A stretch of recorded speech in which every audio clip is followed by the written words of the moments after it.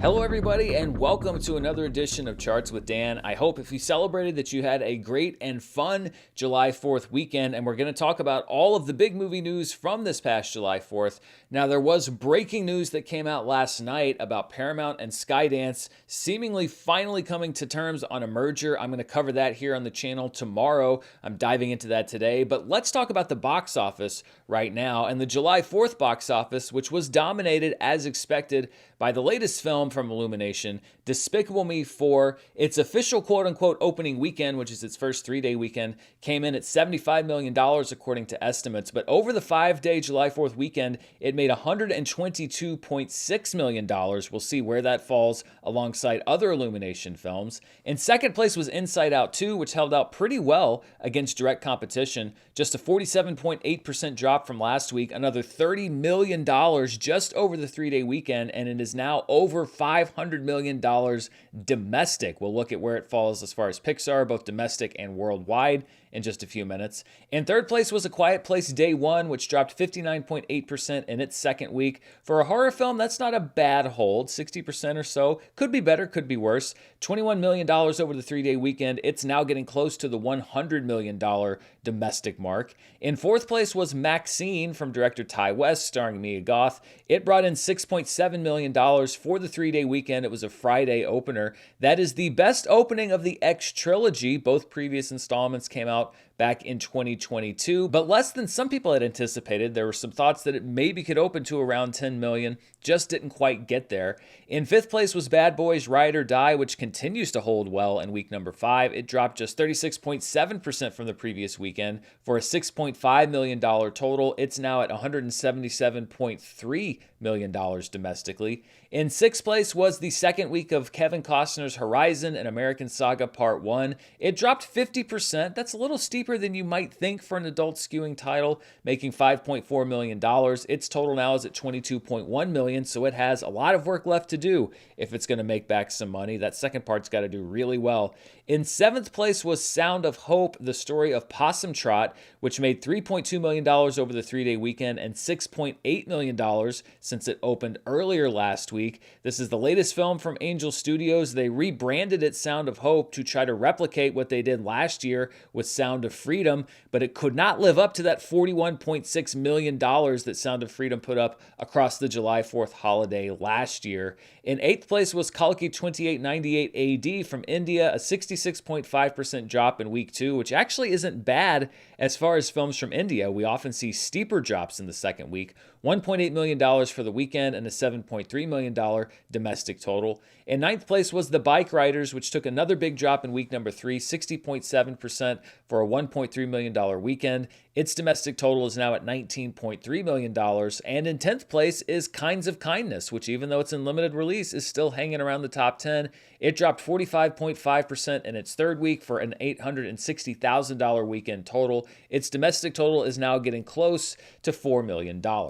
So let's talk about the opening of Despicable Me 4. I picked it to be the #1 movie of the summer. It's not going to do that. Inside Out 2, I think is, well, if it's not going to be Inside Out 2, it'll probably be Deadpool and Wolverine, but I don't think it's going to be Despicable Me 4. However, that doesn't mean that the movie is a flop by any means, especially because Illumination is able to make these movies pretty thriftily. Let's look first of all at where it falls as far as the top three-day opening weekends of the year.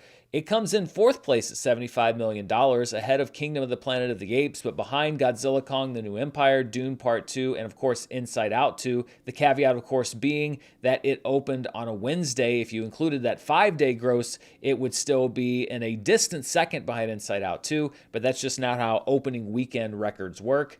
I want to look at the franchise tracker for Illumination as far as openings, but I did here adjust from the first 3 days to the first 5 days because Illumination has a lot of movies that opened over July 4th or that opened on holidays or that just opened on a Wednesday. So I think it's a little bit more of a fair comparison to look at the first 5 days versus the first 3 days. So looking at these openings by the first 5 days, you can see that Despicable Me 4 put up the 6th best number in company history at 122.6 $192.6 million.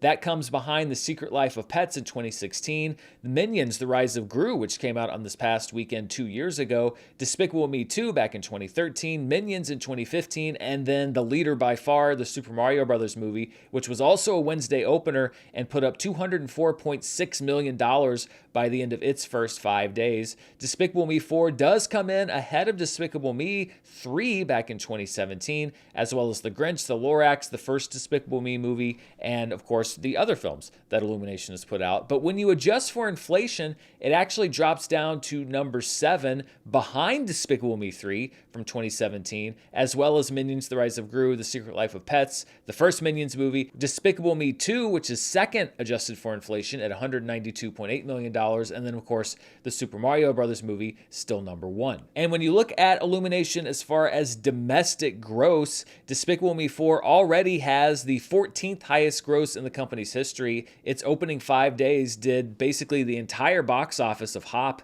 back in 2011. It's close to bypassing the lifetime domestic gross of Migration as well. It'll pass The Secret Life of Pets 2 this upcoming week. It'll pass Sing 2, and then it's really going to have its sights set on The Lorax and the original Despicable Me movie. Now, when you adjust for inflation, it's actually slightly behind Migration, but will still be gunning to pass it in the next week. And I think it should be comfortably number 11 by the time we do this show next week. And that's when it's going to have a little bit more work, because it has to get to around $300 million to get to The Lorax in 2012, and then even more to get to Despicable Me 3, which has $339 million adjusted for inflation. The top 5 adjusted for inflation also includes Despicable Me 2, Minions, and Minions: The Rise of Gru. And when you do those adjustments, Despicable Me 2 is the highest grossing film in the franchise at nearly $500 million. So what does this opening tell us about Despicable Me 4, about Illumination, and about the Despicable/Minions franchise? Well, I think that you can say that it's still healthy because, like I said, the budgets on these movies are kept pretty low, so the bar isn't quite as high as you often see with stuff from Pixar, which has a much higher budget generally.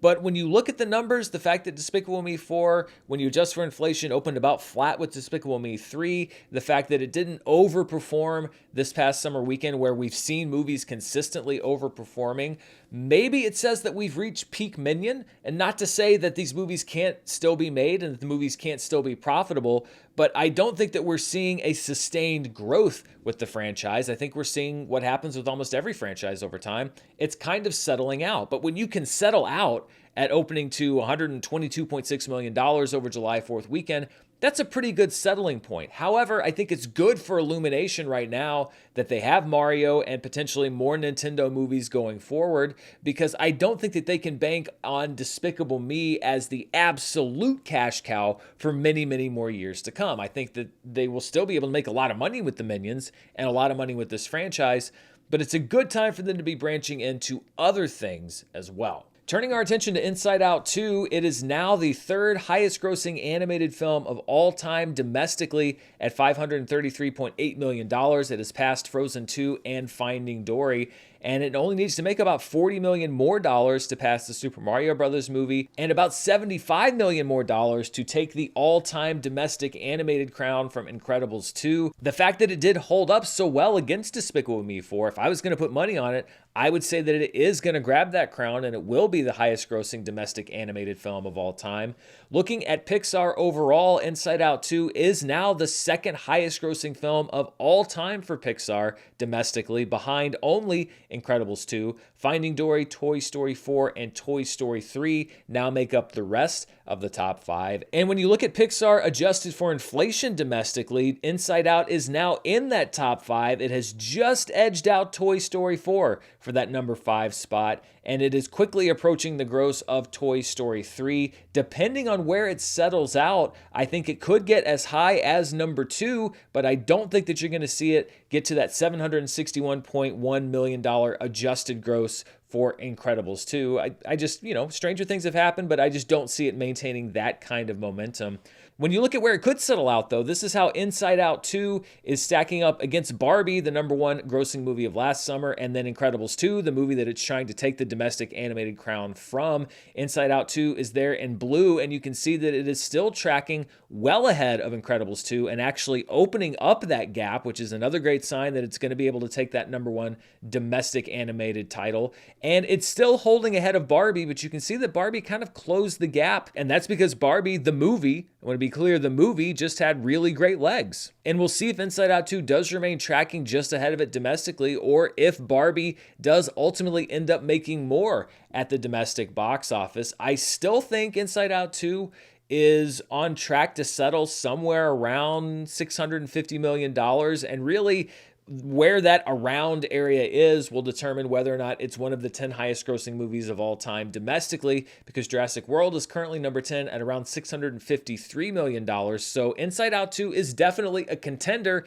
It's really just about how these next few weeks go. Looking at movies that dropped out of the top 10 this past weekend, Kingdom of the Planet of the Apes is out after 8 weeks. The Garfield movie is out after 6 weeks, and Jot and Juliet 3 is out after 1 week. And for Kingdom of the Planet of the Apes, it now ties Godzilla Kong, The New Empire, and The Beekeeper for the third longest run in the top 10 this year. Dune Part 2 is still in second place with 9 weeks, and Kung Fu Panda 4 continues to hold the crown at 10 weeks.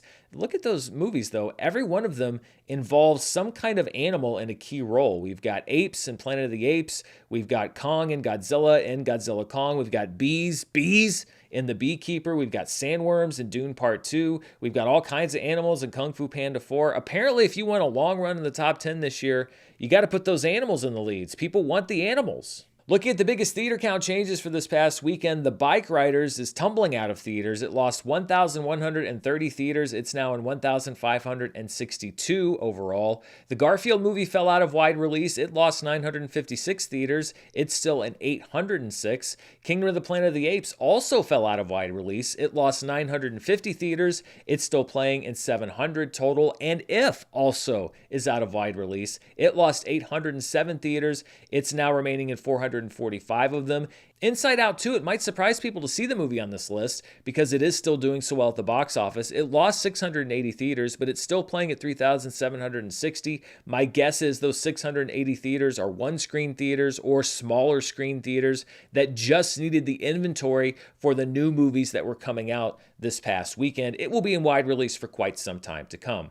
Looking at what I like to call our road to recovery, the blue line is the box office weekend average for 2015 through 2019. The red line is the box office weekend average for 2021 to 2023. And the dotted black line is the weekend total for every week this year. And you can see that we're pretty much where we have been on average since theaters really reopened back in 2021. And we're close to where we traditionally were before the pandemic shut everything down. So still good news for the box office. We're at least keeping pace with where we've been traditionally since the theater reopenings. The highest grossing film for the 2021 to 2023 window was the opening of Thor: Love and Thunder a couple of years ago. The highest grossing film for the 2015 to 2019 window was the debut of Spider-Man: Homecoming, which opened 7 years ago. That's a little hard to believe. Turning our attention now from the domestic marketplace to the international marketplace, so this is everywhere outside of the US and Canada, the top movie internationally was actually still Inside Out 2 at $78.3 million. That's because Despicable Me 4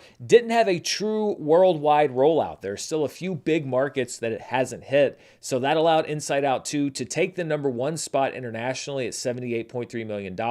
Despicable Me 4 runs a close second at $73 million.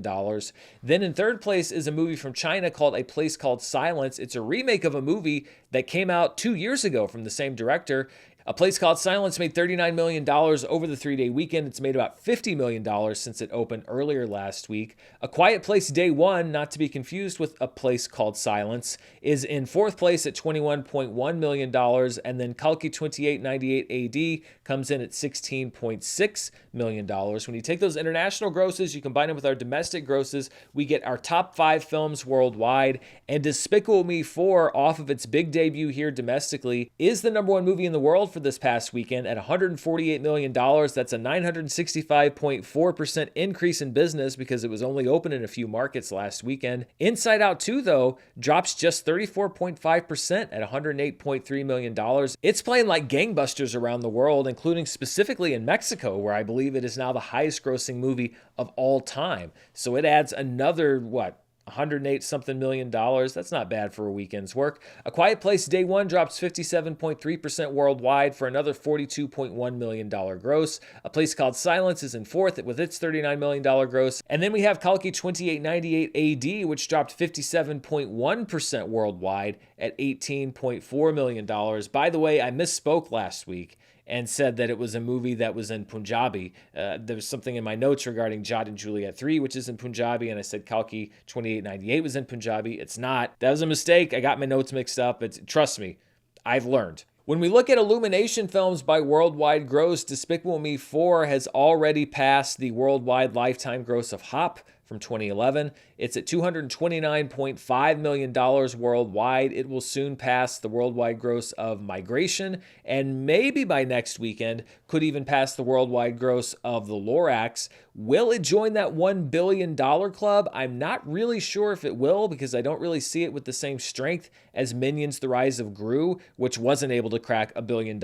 But you never know if it hits one international market just right, or if it has good staying power here domestically. It could, but my odds aren't in favor of it doing that. And when we look at Pixar by worldwide gross, Inside Out 2 will imminently take the crown of Incredibles 2 and become the highest grossing Pixar movie of all time. It's only about, less than $30 million away from doing it. So it should probably actually do that today or tomorrow. So we will have a new all-time worldwide Pixar champion by the time we do this show next week. And when we look at the highest grossing animated films of all time worldwide, if you'll remember last week, Inside Out 2 was just outside the top 10.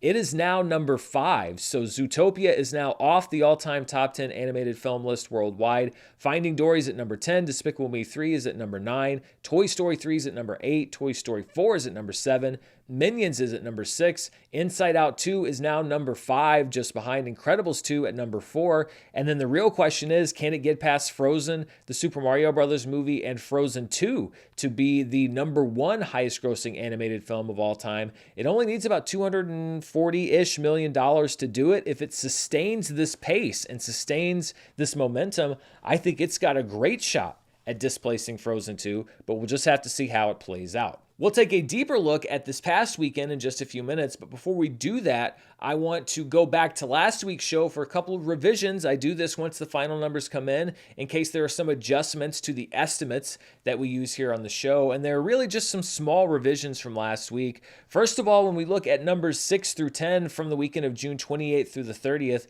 Kinds of Kindness and Jat and Juliet 3 actually switched places. For the second weekend, really, there was an undercount on the estimate for Kinds of Kindness, so it came in at $1.57 million to Jat and Juliet's $1.50 million.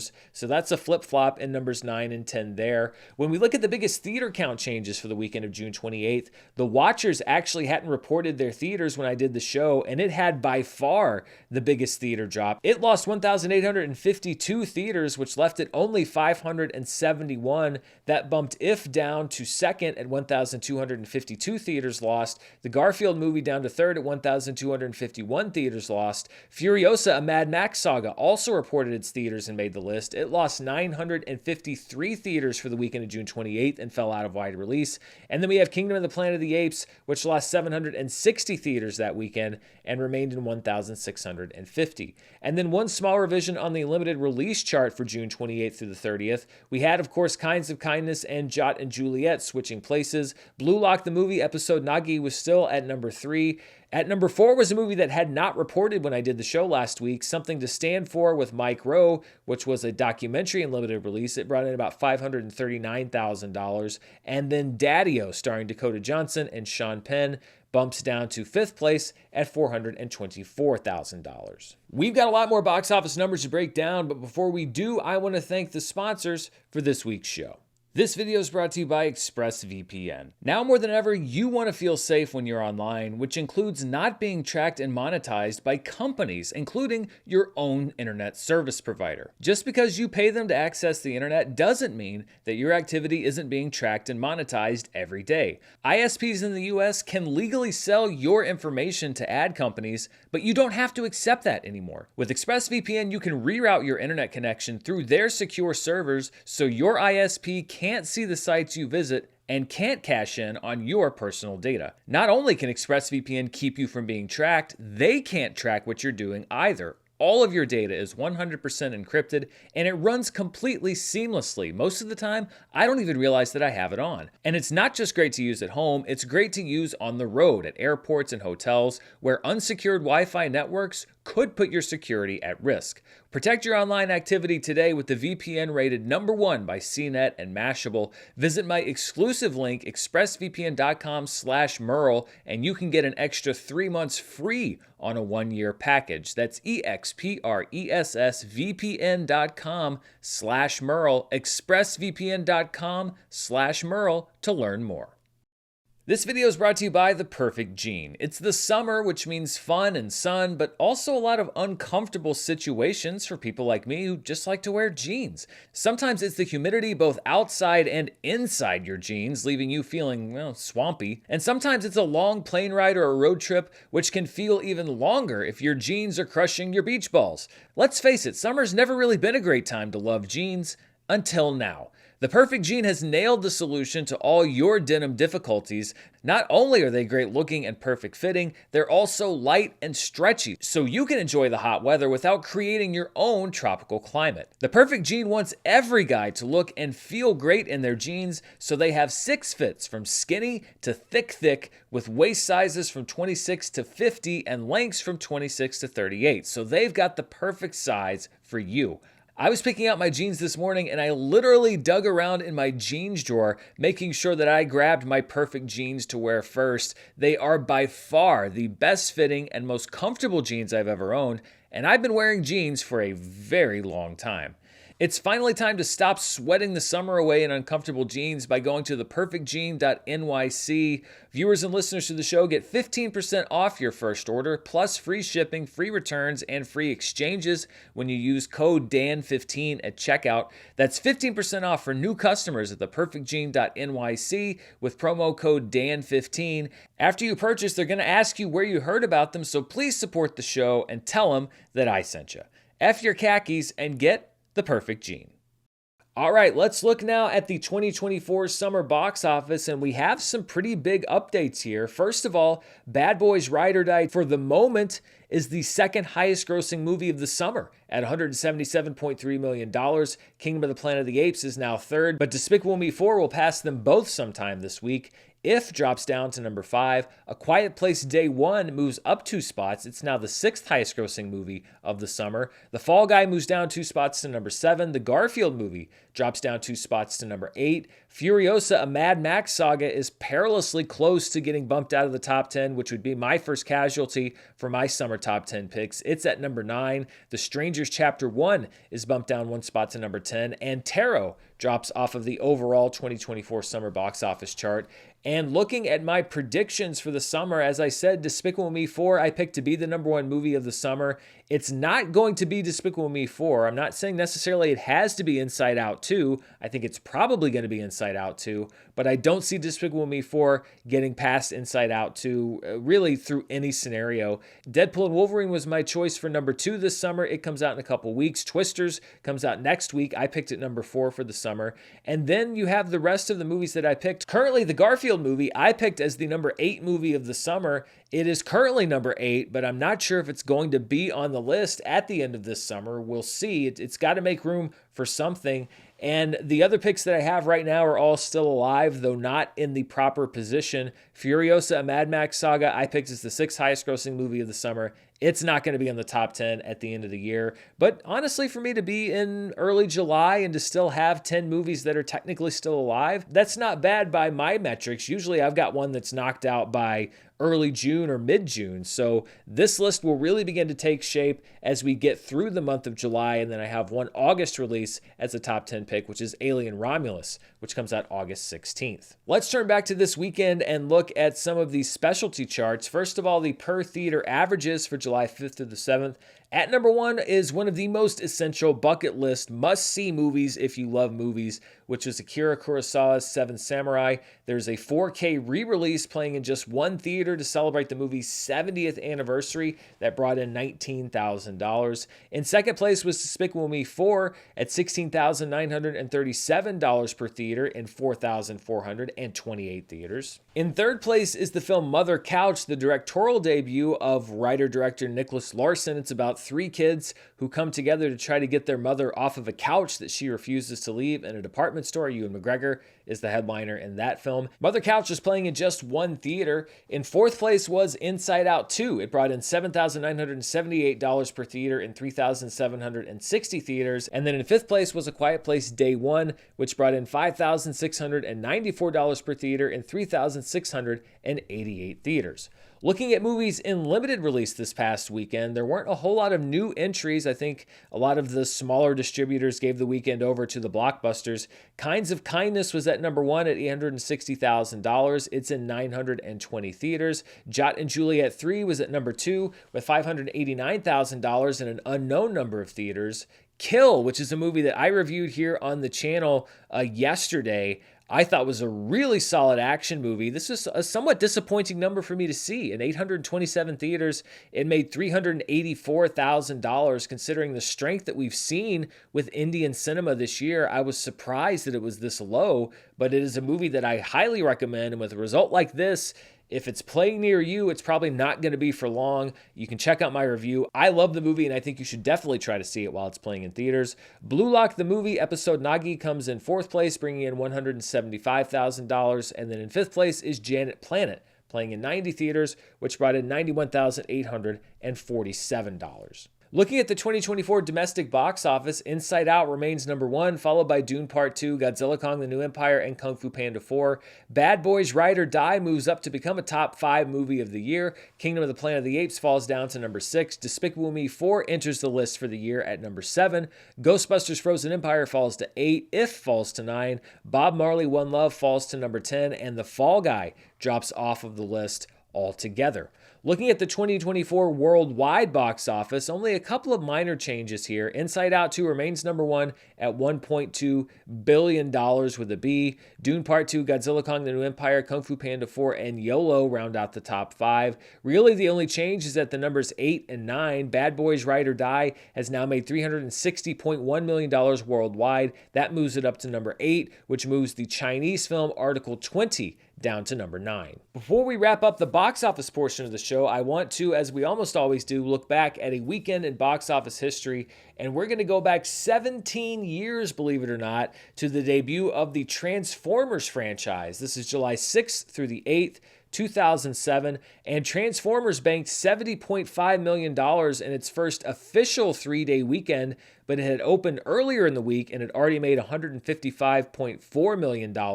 Its final domestic total was at around $319.2 million. In second place was Ratatouille, which dropped 38.3% in its second weekend and brought in $29 million for a total of over $109.5 million.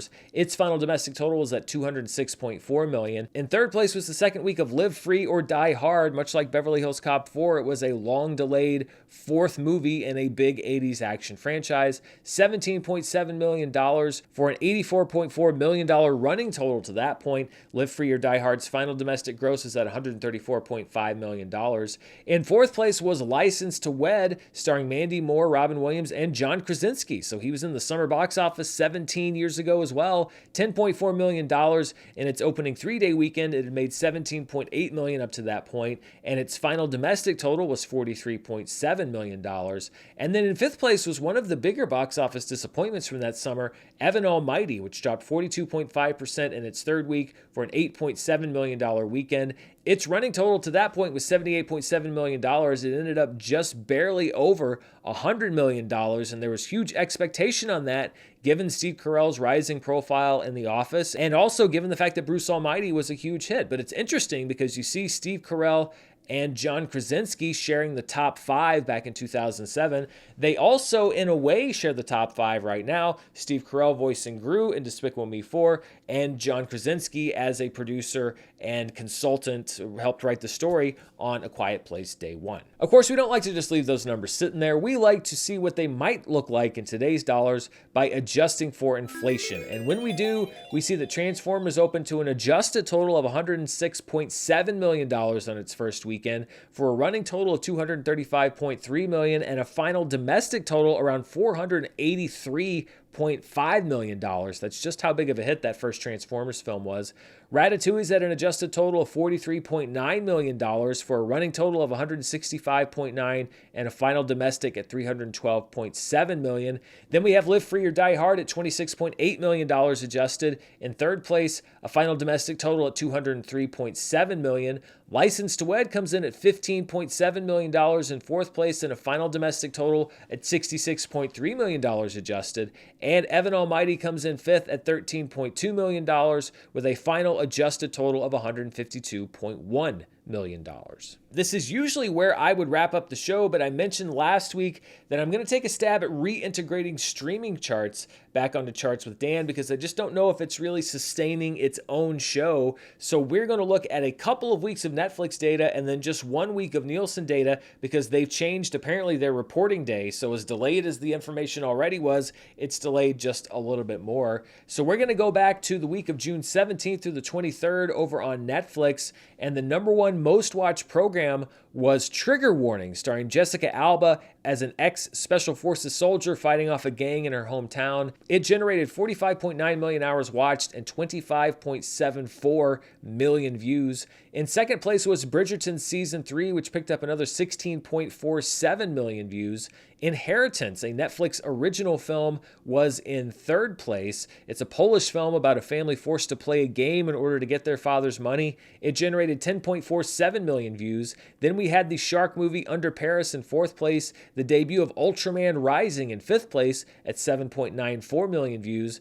Dracula Untold, which was a 2014 film starring Luke Evans in one of Universal's many unsuccessful attempts to relaunch their classic monster series, comes in sixth place at 6.72 million views. And this is interesting. Another movie named Inheritance comes in seventh place with just over 5 million views. It's a 2020 movie, similar in theme to the Netflix original, starring Lily Collins and Simon Pegg. So I don't know if there was some confusion there or if people just decided to do an Inheritance double feature, but 2 movies with the same title, both in the overall top 10. In eighth place is Mission Impossible Dead Reckoning, streaming mostly internationally at 4.83 million views. Hitman comes in ninth place at 4.45 million views. And then at number 10 is Tell Them You Love Me, a documentary about a professor's affair with a man who has cerebral palsy and the controversy it sparked. It's not a Netflix original documentary, but it did rack up 3.73 million views. And this is the latest week of data that Netflix has available. The new data drops tomorrow. This is the week of June 24th through the 30th.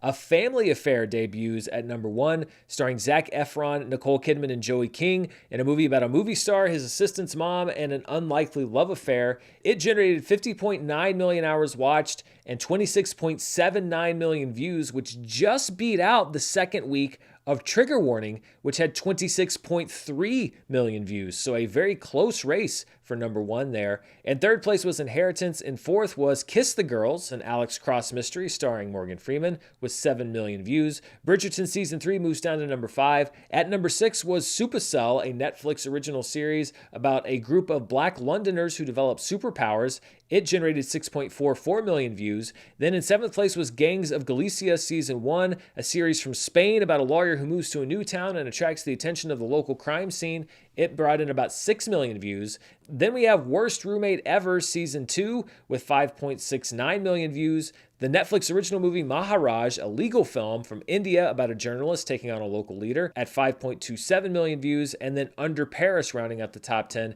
at just under 5 million views. Looking at the most watched 2024 Netflix programs globally since January 1st, Damsel, Lift, Society of the Snow, and Fool Me Once remain the top 4, but Bridgerton Season 3 is still gaining. It's now generated 91.87 million total views. That's good enough to crack the top 5. Baby Reindeer drops down to number 6. Under Paris moves up to number 7 at 84.65 million views. Atlas moves down to number 8. Mother of the Bride moves down to number 9. And The Gentleman Season 1 moves down to number 10. And when we look at the most watched shows of the year on Netflix, Fool Me Once is number 1, followed by Bridgerton Season 3, Baby Reindeer, and The Gentleman Season 1. Griselda is at number 5. Avatar The Last Airbender is at number 6 with just over 61 million views. Three Body Problems at number 7. American Nightmare Season 1 is at number 8. Money Heist Berlin is at number 9. And One Day is at number 10. Some surprising numbers there, especially that Avatar The Last Airbender is outside of the top 5. It's gotten its pickup, so you're going to see more seasons, but it is not proving to be one of the most popular, at least not one of the 5 most popular shows of the year. Looking at the most watched movies on Netflix since January 1st, Damsel, Lift, Society of the Snow, Under Paris, Atlas, and Mother of the Bride all carry over from the overall top 10. At number 7 is Irish Wish with 55.52 million views. Right behind it, though, is Trigger Warning at 52 million views. Woody Woodpecker Goes to Camp gets bumped down to number 9. The Tearsmith gets bumped down to number 10. And Rebel Moon Part 2, The Scar Giver, is now, as far as official numbers reported, out of the most watched 2024 Netflix movies of the year. I don't necessarily know if Netflix had a Jessica Alba action movie and a shark movie set in Paris beating out this big budget project from Zack Snyder, but Rebel Moon Part 2 is out of the top 10. And we also have a change on the most viewed Netflix series as far as all watch time in the first 90 days, plus reappearances, which I add to the chart. From June 2021, when Netflix started providing data, to now, Squid Game Season 1 is still the most watched series in that window at 268.27 million total views, followed by Wednesday Season 1, Stranger Things 4, and Bridgerton Season 1. Bridgerton Season 2 moves up into the top 5 due to expanded watch time with the new season of Bridgerton hitting Netflix, so it's now at 117.6 million views. That bumps Dahmer Monster down to number 6, Lupin Part 1 down to number 7, The Queen's Gambit down to number 8, and then Money Heists Part 4 and 5 are numbers 9 and 10. And finally, we've got 1 week of Nielsen data to bring to you. This is the week of May 27th through June 2nd, which really feels like ancient history at this point, but we take the numbers when we can get them. These are the top 10 streaming movies for the week of May 27th through June 2nd. At number 1 was Atlas on Netflix with 18 million hours watched, followed by Dune Part 2 in second place, Madam Web in third place, Moana in fourth place. Colors of Evil Red on Netflix makes its debut in the top 5 at 4.9 million hours watched. Then we have Shrek at number 6, the Super Mario Bros. Movie at number 7, A Simple Favorite at number 8, Thelma the Unicorn at number 9, and then The First Omen on Hulu at just over 3 million hours watched at number 10. A reminder that Nielsen numbers are US numbers only, whereas the Netflix numbers we were looking at are global numbers. The second week of Atlas and the first full week that it was available on the Netflix streaming platform also put up the 5th best weekend we've seen from a movie this year at 18 million hours watched in the US. That comes in behind, believe it or not, Madam Web at number 4, then the first week of Damsel's release at number 3, Amazon's Roadhouse at number 2, and the second week of Damsel's release at number 1, still at 25.7 million hours watched. And as far as the most watched streaming movies in the US, according to Nielsen, through June the 2nd, the Super Mario Bros. Movies at number 1, easily at number 1 at 112.6 million hours watched, followed by Moana, Damsel, Roadhouse, Lift, Wish. Madam Web moves up to number 7. Dune 2021 moves down to number 8. Atlas hits the overall top 10, and The Equalizer 3 moves down to number 10. Wonka now out of the top 10 as far as most watched movies of the year through the beginning of June. Looking now at the most watched streaming shows for the week of May 27th through June 2nd, Bridgerton's at number 1 with 23 million hours watched, followed by Bluey at number 2, Grey's Anatomy at number 3, Young Sheldon at number 4, Family Guy at number 5, Evil at number 6, NCIS at number 7, Reba at number 8. Again, that old Reba McEntire sitcom, it's crazy that it has bubbled back up to the top. Bob's Burgers at number 9, and then a new Netflix docuseries called Dancing for the Devil, which is about a TikTok dance group that apparently was some sort of a cult at 11.2 million hours watched.